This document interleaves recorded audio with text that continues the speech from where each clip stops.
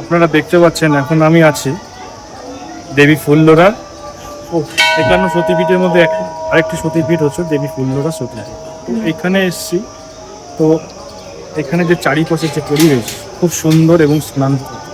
এখানে কোনো পুজো দেওয়ার কোনো ঝামেলা নেই, তুমি তোমার মতন এসে পুজো দিতে পারবে। সব একদম আলাদাই পরিবেশ, একটা শান্ত পরিবেশ। তো এখানে আসতে পারো সবাই, এসে মাকে দর্শন করতে পারো। মাকে দেখতে খুব সুন্দর এবং মন জুড়িয়ে যাবে। দেখুন এখানেও তারাপীঠের মতন মায়ের এখানে পঞ্চমুণ্ডের আসন আছে। এখানে মায়ের ভোগ রান্না করার জন্য প্রস্তুত হচ্ছে, আনাজ পাচ্ছে। স্নান করা হয়।